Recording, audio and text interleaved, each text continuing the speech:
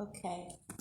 So we're at the week of Netzach, like eternity, and I want to start by singing Le'olam lo eshkach pikudecha.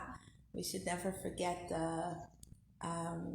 Actually, pikudecha comes from the word pkudot, which is orders, but it also is remembrance. So we shall never forget, like how you remember us, basically, right? We shall never forget how Hashem always remembers us.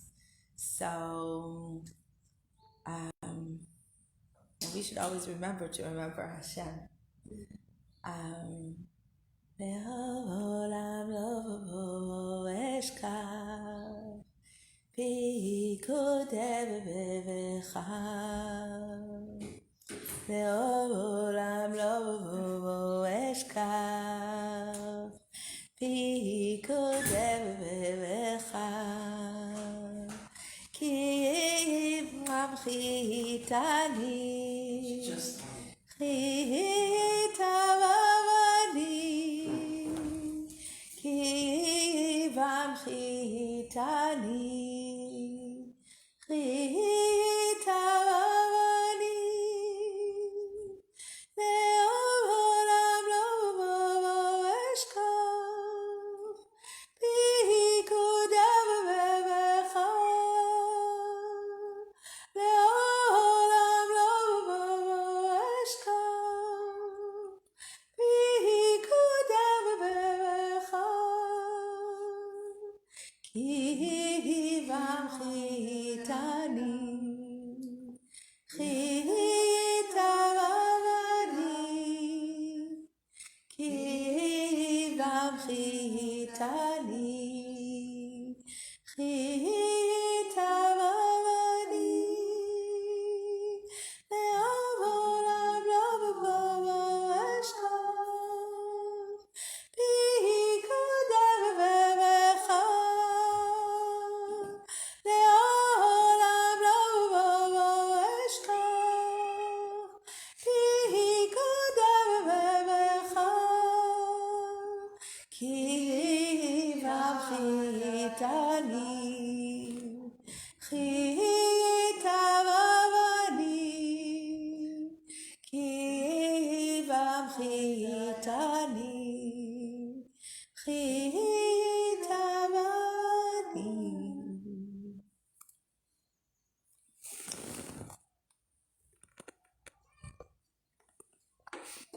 Hi Hannah, good to see you. Nice. Lisa. Hi. So like we we're saying, we're in the week of eternity, and you know the sphere of Netzach is symbolized or categorized or correlates to Moshe, right? And but also all the sphirot, you know, are, you know, we find them in Hashem. Like Hashem is symbolized by all the sphirot, right? But Netzach is, you know, something that is much more in our consciousness, right? The eternity, the infiniteness of Hashem. When we think of Hashem, we think of eternity more than about anything else, right? Like our first association be, if you would say Hashem, what would be your first word, right? Eternity, infiniteness, right? So today we're in Tiferet Netzach, right? Which is basically beauty or glory, you know, it could be in you know, in different, we find it in different connotations. We find it from the beauty side, like the beauty of Hashem, but we also find it from the glory, from the aspect of glory a little bit. And so I'm just going to give like a little preview about, you know, what Netzach is, right? So Netzach, first of all, is, you know, we got to ask ourselves, you know, like, how much am I connected to Hashem? You know, am I only connected to Hashem when it's good? Or maybe I'm one of those people who's connected to Hashem when it's not so good. You know, some of us, we connect to Hashem. You know, I heard this sentence many times in my life. It's so much easier for me to pray when things are going good, when things are going well. and I need to thank Hashem, right? And then some people remember Hashem dafka when they need to ask for something, right? So where's my connection with Hashem? Is it like more connected to when it's good or more connected when it's less good, right? And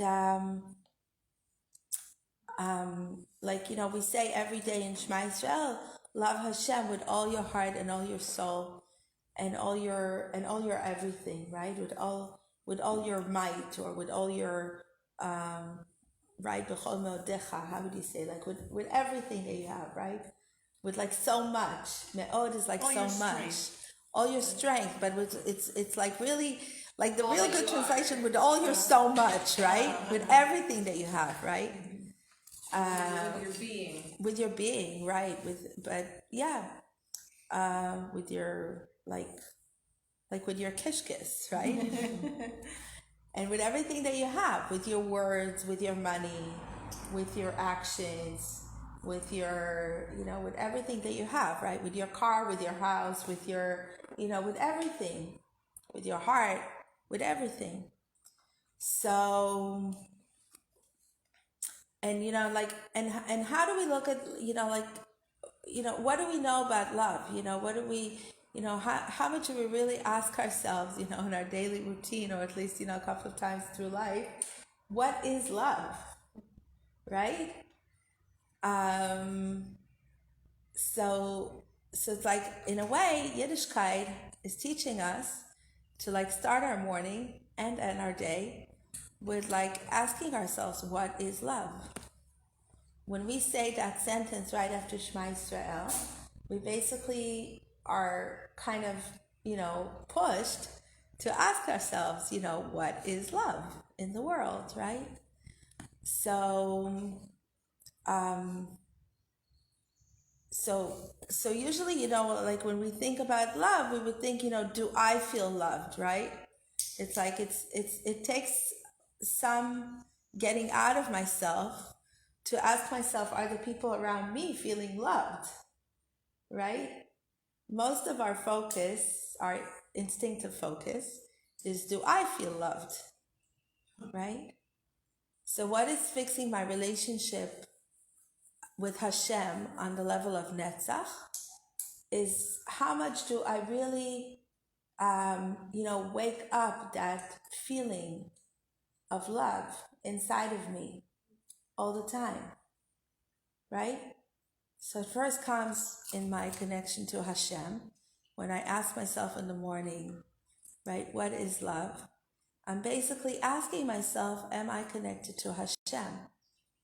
Because if I am connected to Hashem, then I am a loving person. If I'm a less loving person, then maybe I'm not so connected to Hashem. I'm not connected to the force of life, right? Because what is Hashem? Hashem is the force of life. And the force of life is love, is compassion. We give life through love. Even just if we look at it on a very essential biological level, life comes into the world through two people loving each other. So also on the emotional and spiritual level, that's how life continues in the world, right? Whenever we are not so capable of loving, we kind of take away the force of life from the world. So I want to be connected to that place 24/7, 365 days a year, right? Do I manage? Sometimes more, sometimes less, right? But this is what Netzach is. This is, like when I'm meditating through this week, it's like I'm asking myself, how much am I connected to love all the time, right? So how am I loving Hashem, right?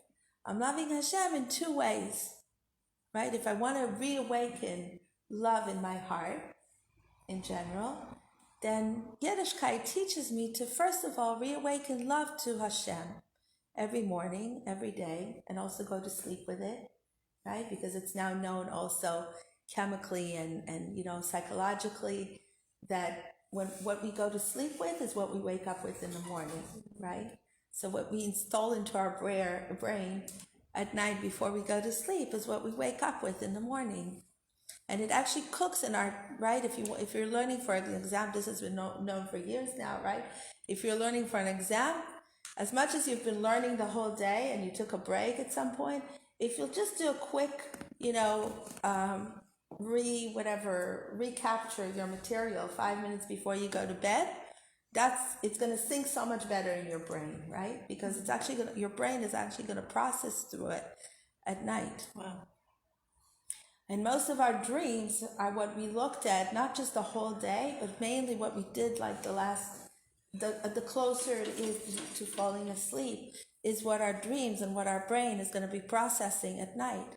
So if I'm going to fill up my heart, my consciousness with love, of V'ahavta et Hashem Elokecha b'chol levavcha, just before I go to sleep, then the odds are that this is what I'm going to wake up with in the morning on so much higher, so much bigger, right? So I start by, loving Hashem. And then from loving Hashem, I ask myself, so what does it mean loving Hashem, right? I start just by talking about love, right? And then so what is it loving Hashem?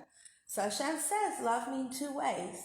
Love me through commandments that are between me and you, right?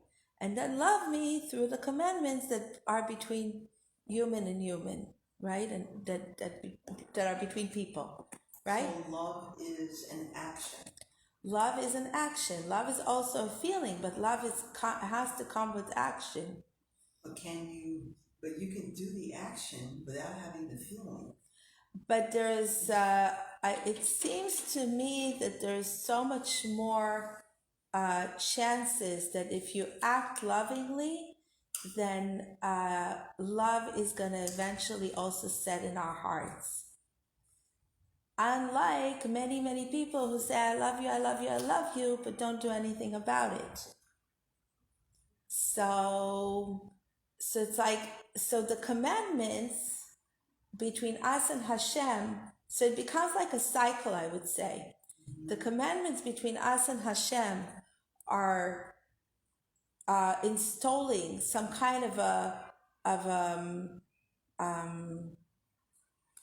practice, right, into our hearts, into our souls, of doing things out of inertia, out of just a habit, that this is what I do in life because this is what, this is how I want to build my life altruistically, right? I don't think about, when I do the commandments between me and Hashem, I'm not doing things because I'm like, am I going to benefit from it? That's how I install love in myself to begin with. I practice the love with Hashem. This is what religion is all about, basically, or this is what at least Jewish religion is all about to begin with. Is to install this feeling, this understanding that I want to practice certain behaviors, certain habits, not because I'm asking myself, is God really looking at me? Is God really gonna count this for something? Is, what am I gonna benefit out of it? But just because I want to do it for Hashem, because that's what He said that I needed to do. And then from that, I want to also come to doing the same with people, right? But for some of us, it might actually come the other way around. Because some people are not so religious or not religious at all, right? And they're super busy doing good things for other people all the time. And they're super altruistic and they never ask themselves, what they're going to benefit from it, right? But they don't feel that, doing things from the Torah, just the way religion requires, is essential to build that in their hearts, right? But this is what the idea of the Torah is. And this is why, Yom Kippur says, on Yom Kippur we say, Hashem immerses, or Hashem is mechaper, how do you say, annuls or forgives us, right? For all the mistakes that we have made, that are between us and Hashem, like Shabbos, like Kashrus, like I don't know what, right? But He cannot forgive us for the sins that we have made between us. Right? If I didn't ask someone for forgiveness, I can do Avinu Malkenu, Chatanu, Avinu Pashanu 24/7, the whole Yom Kippur and the whole year, but it's not going to help. Hashem says, sorry, I can't help you in that department. You got to go to that person and say, I'm sorry, right? So it's not enough that I'm working on my connection with Hashem if I'm not bringing it to my connection with people. I always think very, very much, I see what feelings it brings in me when my kids are having, a bad day between them or a bad moment between them, right? And what joy it brings into my heart when my kids are having a good time between them, right? And I always think, it's like I don't care at that moment if they wash the dishes or if they ever help at all, or if or if they do their homework or if they don't do that. It doesn't matter. Just have peace, just have love.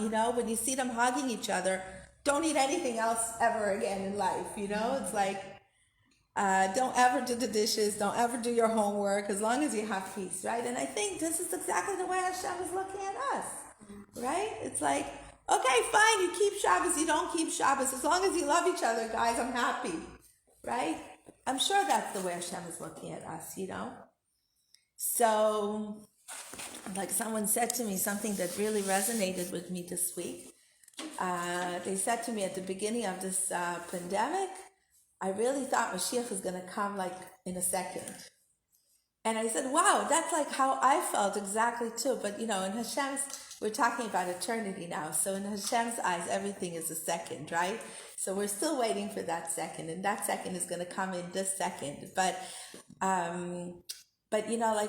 really was like, wow, Hashem had finally figured out something that is going to put all of us in the same boat, right? But somehow we figure always out a way to stab each other in the back, right? So I just pray that we really find a way to all unite and all love each other, through everything. And so that was just a little bit off course, but it just really came to my head this week, and it was just I really felt like we asked the same thing of each other yesterday in the car. You still think the redemption is coming immediately? Have we lost that immediacy sensation that we've had with COVID for the last year? Have we gotten past that the immediate sensation of redemption coming tomorrow? Or is this another step in history? Move on. There's a beautiful Hasidic story of one of the rabbis. I don't remember who it was. Maybe it was the Rebbe of Reminov. He said, somebody came and said to him, Rebbe, when is Mashiach coming? So he opened up the window and he looked outside and he said, no, Mashiach hasn't come yet. So the Chassid asked him, why did he have to open the window to see if Mashiach had come? So he says, because here in my room, Mashiach is already here. So I feel from that story very much that Mashiach is in us. Mashiach is in our feeling. Sometimes we have a glimpse of feeling Mashiach is already here, because our perspective of others and our perspective of the world becomes Mashiach perspective. We look at each other as, you're so beautiful that Mashiach must be here already. And we look at the world sometimes for a moment, and the world is already so beautiful, because what we look at that moment is we look at all the good traits of the world, and we look favorably at each other, and we look favorably on Hashem, and we look favorably on all the good things that are here, all the chesed organizations, all those little acts of kindness that we do for each other. All those little things make us feel like Mashiach is already here. And then we also need to open the window and see, is really Mashiach not here yet? Right? So,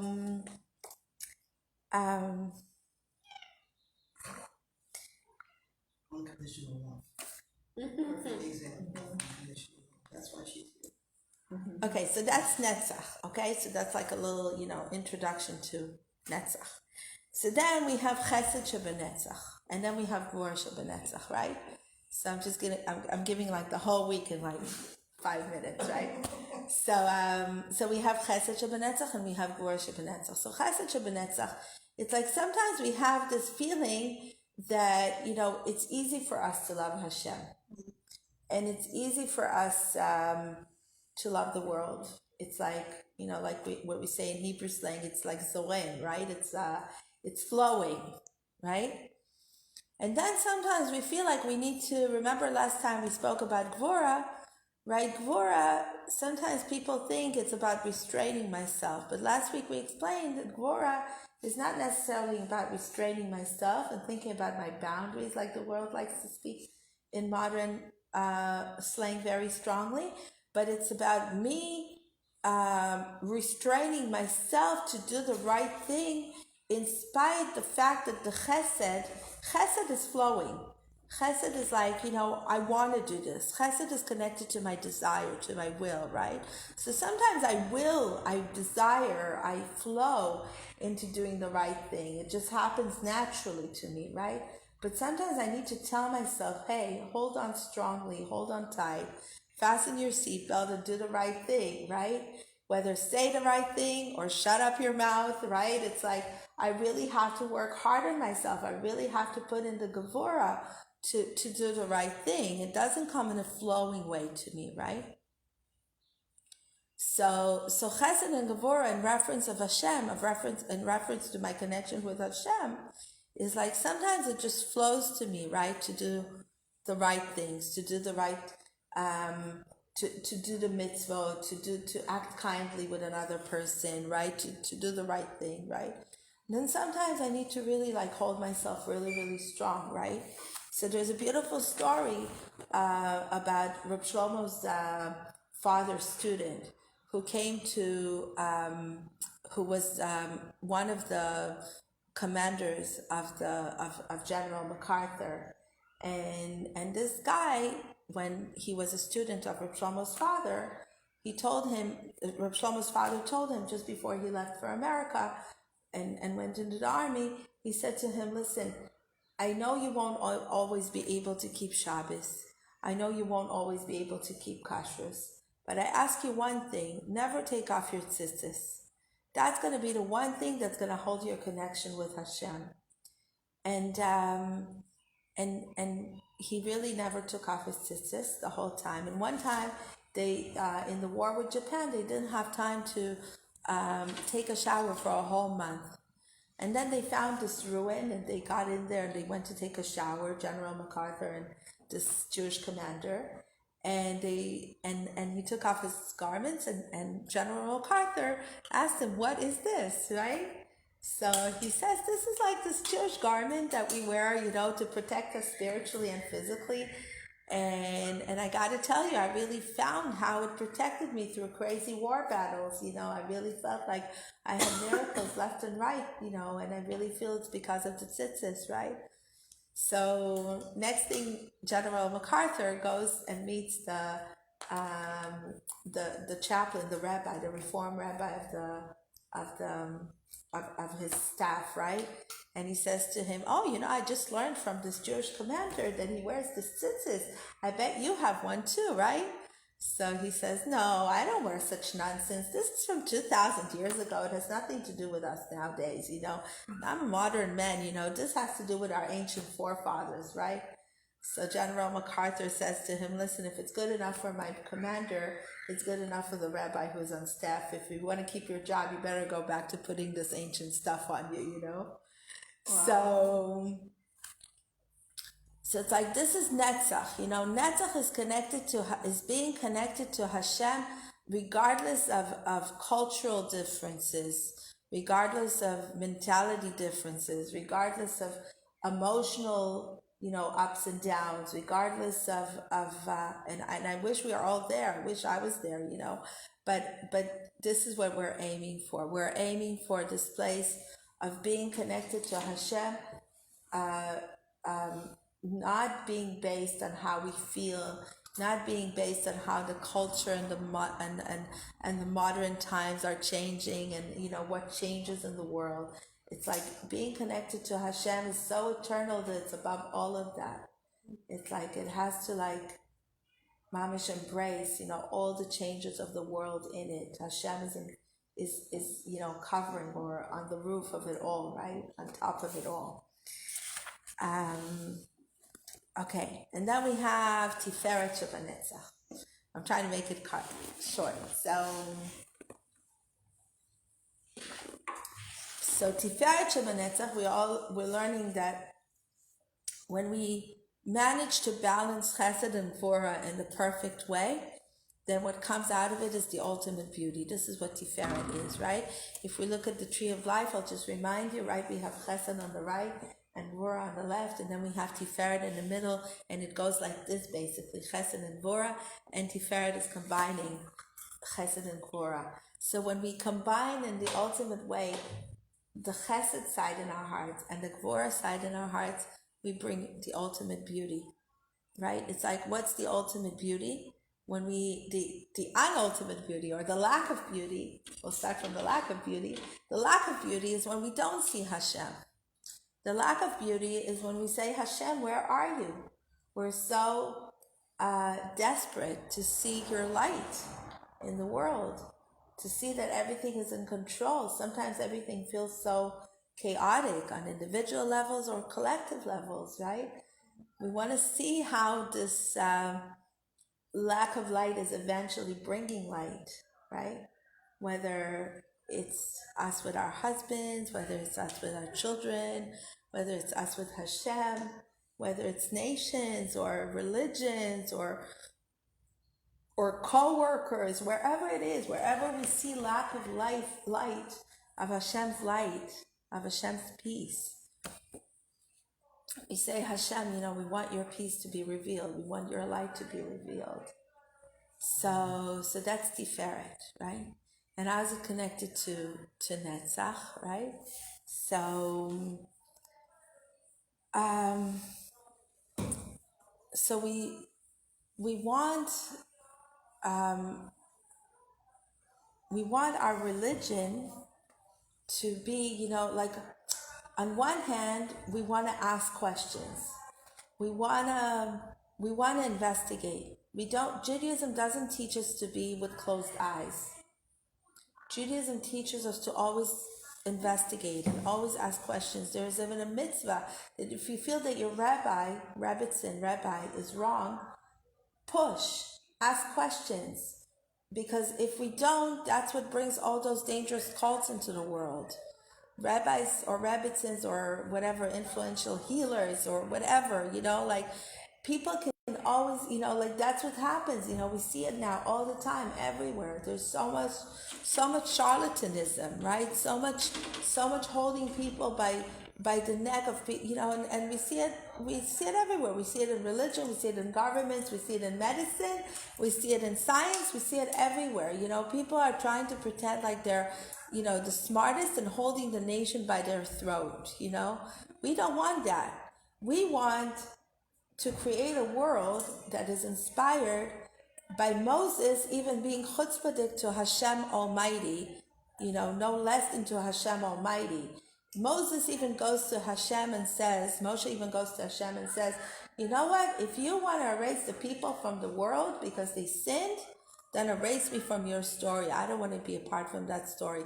Can you imagine everybody saying that to Hashem?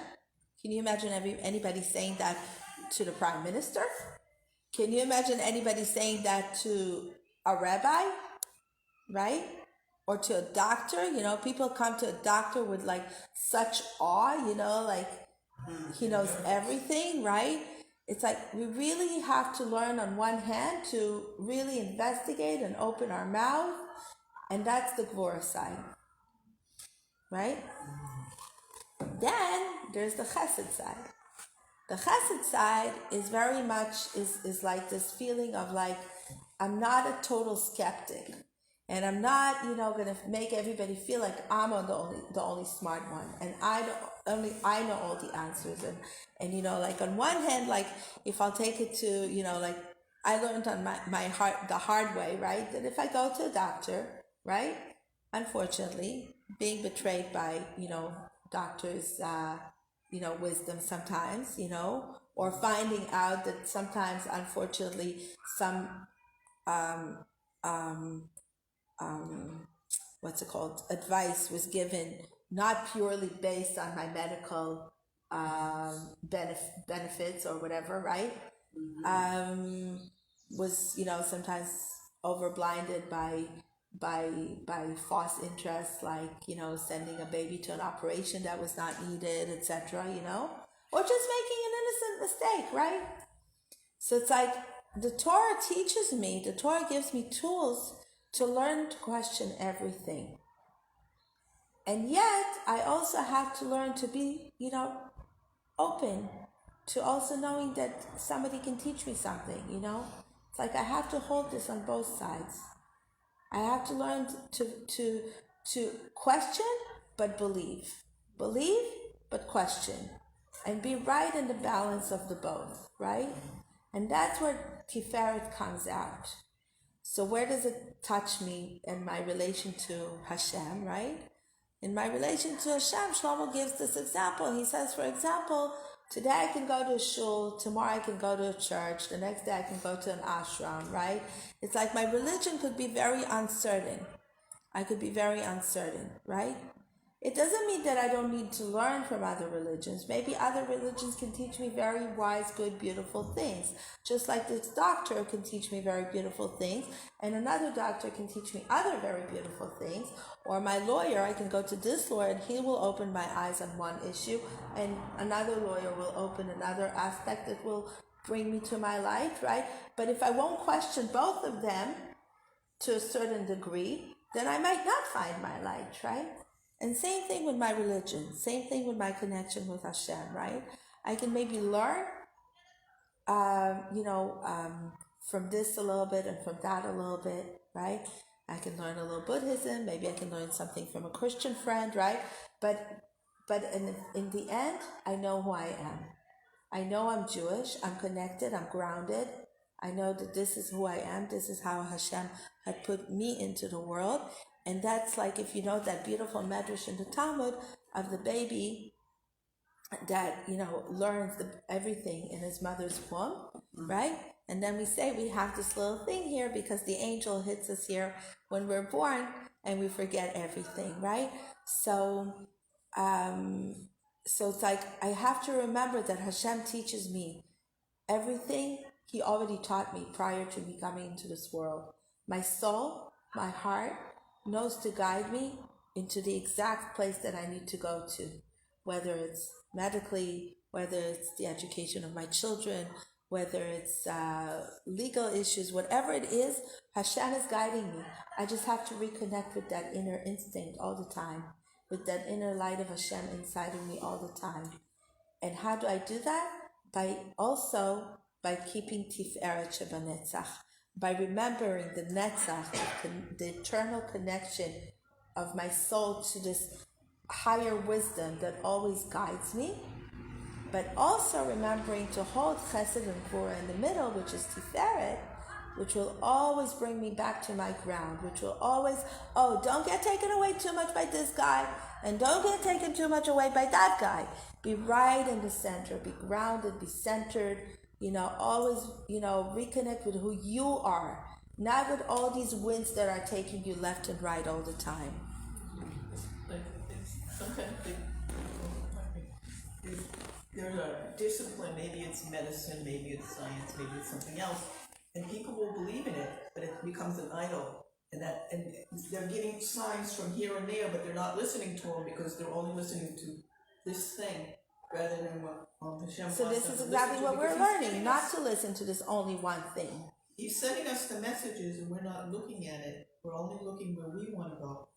So we always have to, is our integrity will always, if I'm looking for integrity, if I'm looking for the integral place in my heart, then I will stay open and always listen to everything, but will always remember to also judge and balance myself again and again. Yeah. Because you can't be just absolutely against or absolutely for something. Right. Well, questioning doesn't mean that you're against. Questioning just means you're questioning and trying to understand. It's not And then there's skeptics who you just don't want to continue a conversation with them for 2 seconds because they're just so skeptical of everything that you'll tell them. It doesn't even matter. You can tell them this side and they'll be skeptical of that. And then you'll change your opinion. You'll say that and they'll still argue with you. Right? You know that person too? Huh? Yeah, of course. We all know that person. Right? We all know. So it's like, But it's not me. no. Yeah.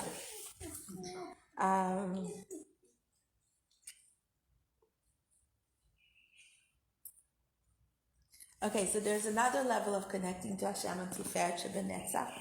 So Shlomo also says, like when you give tzedakah, so the person knows just from the way I give it to him, if I'll be giving it to him tomorrow also, right? Am I giving because I want to get something out of it? Or am I giving because I'm just like connected to Hashem and I have to give, right? And the way I'll smile to the person that I give it to them, right? And I'll give them the feeling that they're giving me the privilege of giving them and not that I'm doing them a favor by giving them, right? Then they'll know, they'll know if I'm giving it again tomorrow, right? But I'll know who I really am, right? From the feeling that's inside of me, I will know if I'm in that place of like giving from an altruistic holy place or giving from this place of because it's not enough, in order to be connected to Hashem, it's not enough to give, just because I'm like giving a little tax to Hashem, right? Or giving a little korban to Hashem.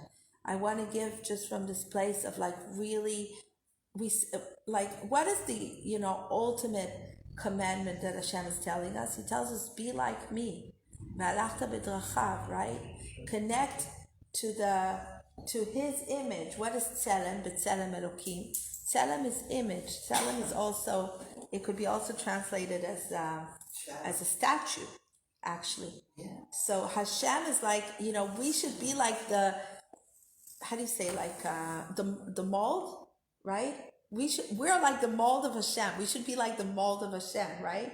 That like, the way he's just giving, because Hashem doesn't decide today I don't feel like giving you nor sun and nor winter.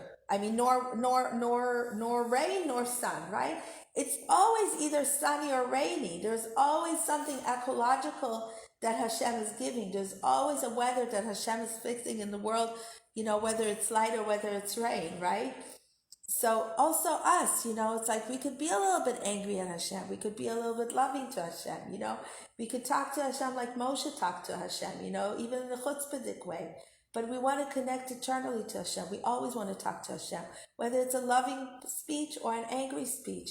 But be connected to Hashem. Talk to Hashem. Don't cut away from Him. Just talk. Talk. It's like the worst things in a marriage is when people stop talking to each other, when they ignore each other, right? Yeah. That's the worst thing that could happen to us with Hashem, is that we don't talk to Hashem. Mm-hmm. So it's like we could tell Hashem, I'm angry with you, right?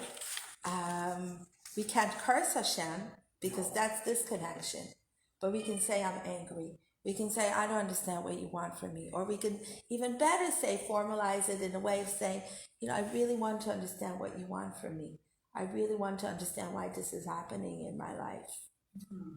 So that's a better formalization, right? There's this beautiful book that learn to talk in a way that your children will listen, and learn to listen in a way that your children will talk, right? Mm-hmm. So if we could all do that, also with our spouses, and also with Hashem, because that's another thing of being, when we daven, when we talk to Hashem, and I don't only mean davening from the siddur, even though that's also very important, but when we talk to Hashem, then we have a chance to practice to hear what we sound like, right? When we talk to other people, we also have a chance to hear what we sound like. But when we talk to people, we get into this turmoil, right? Of why did you say it this way? Why did you say it that way, right? But when we talk to Hashem, we can actually listen. Oh, wow, what did I sound like now? Did I sound chutzpahdik? Did I sound loving? Did I sound compassionate? Did I sound too much like a rag? Or did I sound assertive and compassionate, which is going to be the next thing. Hod is about compassion and assertiveness, or humbleness and assertiveness together, right? So am I a complete rag, or am I an assertive, humble person? Who am I? What do I sound like, right? And then after I listen to what I sound like in my prayer to Hashem, then I also know what I sound like with people, right? And then I could fix my speech with people through that, right? So I have to run. I'm so sorry. it's 1:30. Yeah. Okay. I'm so Good sorry. to see you. Bye. Okay. Good to see you, Alisa. Have a good day. Sorry. Bye. I think the door's open. What? Yeah. Okay. Oh, Pam said she'd come. No, last minute she. Oh, yeah. Okay. So then we come to Netzach Shebenetzach. I started saying this in my I already started saying it a little bit, but without mentioning Netzach Shebenetzach. But Netzach Shebenetzach is exactly what I said now before. It's my eternal connection with Hashem. Never mind if what kind of a conversation I have with Hashem. Do I have Netzach Shebenetzach in me? Do I build Netzach Shebenetzach in my soul? Do I build this eternal connection with Hashem? That no matter what happens, I have a conversation about it with Hashem.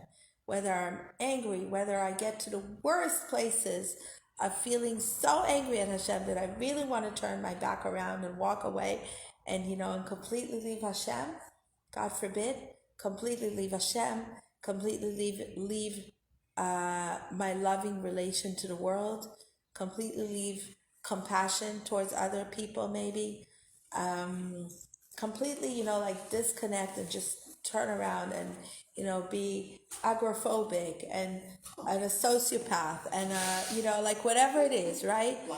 But I'm right. But I want to say at that moment, I want to say, Hashem, no, I'm never leaving you. I'm never leaving you. I'm not. You're not going to disconnect with me. I'm not going to get disconnected from you, and please don't disconnect from me, right? And it's like I gotta hold on to you, right? In Hallel we say, ba'avotot at karnot hamizbeach. We avotot is like this strong rope, right? So we say we want to hold on to the altar, not on a thin string, right? On a thin thread, but we want to hold on to the altar with a strong rope, right? We want to really be tied to the altar.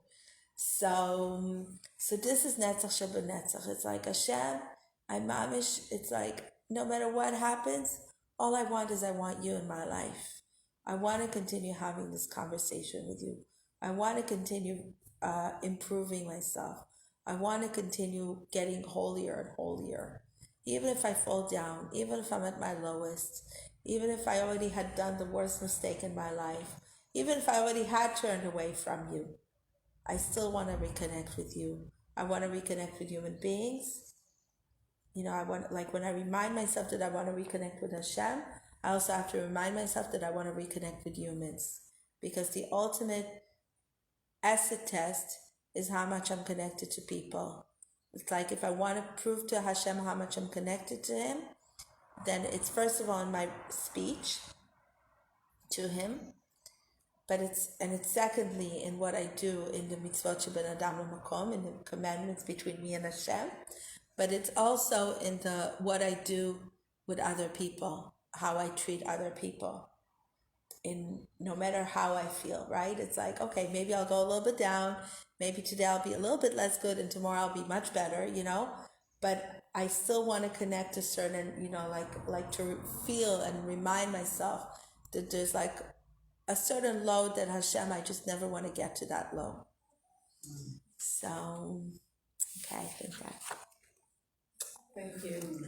I have a question. Yeah. It's something that kind of always just, I thought about, but I never had an answer. Like you were speaking about, religious people who are doing nice things for other people, mitzvahs, and then secular people who really don't have a concept of Hashem, but they do a lot of good in the world. I mean, some of those people, whatever, they probably have some, some of them might have some level of connection, but there's some They're people not are, necessarily atheistic, but right, Right. and some people are atheists, right? Right. So, like, okay, what I learned, I don't know if I learned the right thing, that, like, a mitzvah is really only a mitzvah if it's l'shem shemayim.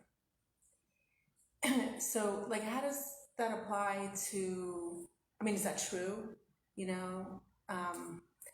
I don't know. From my experience, from talking to people a lot, I see that a lot of the tshuva world, a lot of the and not only the tshuva world, also people who grew up religious, is a lot of the psychology is what am I going to get out of it, and the fear controls the religious life system much more than I just want to do it for the sake of love. Oh, so like religious people might be doing it because they did something bad and they kind of want to. They kind of keep, like Shlomo used to say, they kind of keep Trying to like balance the accounting scales. book. Yeah. Accounting book. Like Hashem, I will pray 3 times a day and I will do Shabbos and this and this and that, and you will give me this and this and that, right? And then if you don't give me this and this and that, then I will do less, right?